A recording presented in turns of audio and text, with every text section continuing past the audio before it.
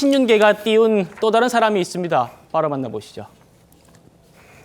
장해찬 전 최고위원입니다.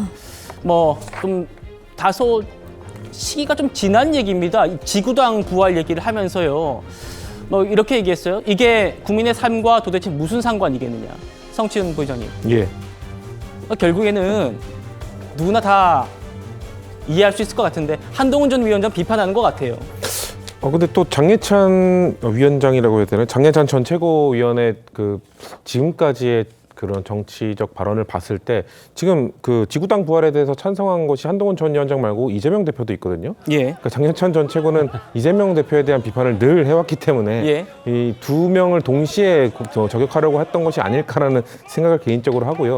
이재명 대표도 지구당 찬성했죠. 예, 찬성하고 있기 예. 때문에 장해찬 전 최고의 사실상 지금 과거의 발언들을 보면 전부 이재명 대표에 대한 그렇군요. 비판으로 가득했기 때문에 그것을 빼고 이야기할 수는 없을 것 같고요.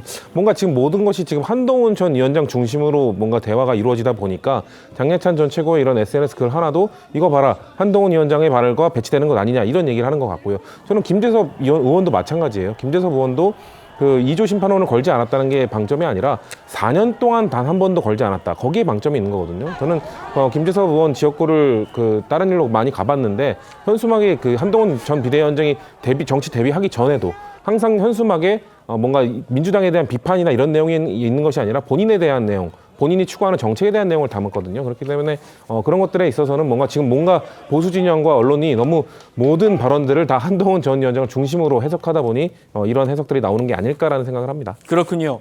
성치훈 부장님께서 제가 살짝 좀 간과하는 부분들을 좀 짚어주신 것 같은데 그럼에도 일단 장해찬 전 최고위원의 이 얘기가 아무래도 한동훈을 비판한 것 같다라는 얘기가 나오는 이유는 좀 시점이 지금 지구당 얘기가 나오는 시점이 아니기 때문에 좀 뭐 그런 해석이 좀 무게가 실리는 것 같아요. 그러니까 장 전 최고위원은 총선에 출마하기 전, 그러니까 본인의 공천 취소 문제가 얽히기 전만 하더라도 한동훈 전 위원장에게는 상당히 호의적이었는데 입장이 바뀌었다는 거죠. 들어보시죠. 그러니까 여야 막론하고 한동훈이라는 라이징 스타에 대한 질투가 굉장히 심한 것 같아요. 예. 자신들은 그렇게 오래 정치하고 방송 많이 하고 해도 인기가 없는데 아니 한동훈은 왜 법무부 장관 되고 1년 반 만에 떴다 하면 너무 배 아프다라는 질투의 감정이 한동훈 위원장이 오고 나서 우리 할 수 있다 으쌰으쌰하는 분위기가 생겼어요. 그것만으로도 지금 한동훈 위원장에게 기대했던 역할 이상을 해나가고 있는 거고. 김병민 최고위원님. 네. 장 전 최고위원의 입장이 바뀐 건 맞는데 좀 시점 때문에 물론 이재명 대표를 저격했을 수 있어요. 제가 네. 그 부분을 간과했던 것 같은데 한동훈을 공격한 거 아니냐라는 얘기가 나오는 거는 시점 때문이에요. 일단은 장해찬 전 최고위원은 국민의힘의 소속이 아닙니다. 밖에 있는 그렇군요. 예, 국민의힘 전당대회에 왈가왈부하거나 지금 한동훈 위원장이든 아니든 여기에 대해서 언급하게 되는 부분들이 사실 이 전장에서 소비되는 상황이 아니죠.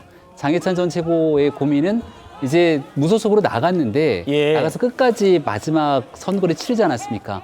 그럼 이제 당이 다시 복당을 해야 되는데 이 복당에 대한 키는 누가 쥐고 있냐면 결국 차기 지도부가 쥐고 있는 상태겠죠. 그래서 여기에 대한 여러 가지 고민들이 있겠습니다만은 장해찬 전 최고위원이 또 갖고 있는 좋은 긍정적인 면들이 많이 있거든요.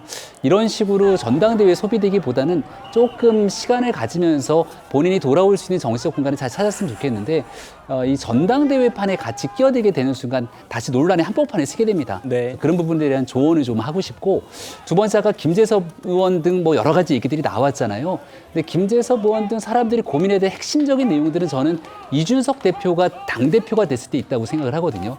누가 누구를 민다고 되는 게 아니라 국민적 여론을 받아서 지지들이 막 올라가기 시작하게 되면 그때는 너나 없이 달려와서 돕게 돼 있습니다. 그래서 지금 뭐 친윤과 손을 잡네 마네 이런 부분들에 대한 고민보다 국민적 지지, 당원들이 압도적 지지를 바탕으로 누군가 우뚝 서게 되면 결국 친윤이든 비윤이든 이 사람 중심으로 당을 개혁해보자라는 흐름들이 나올 수밖에 없습니다.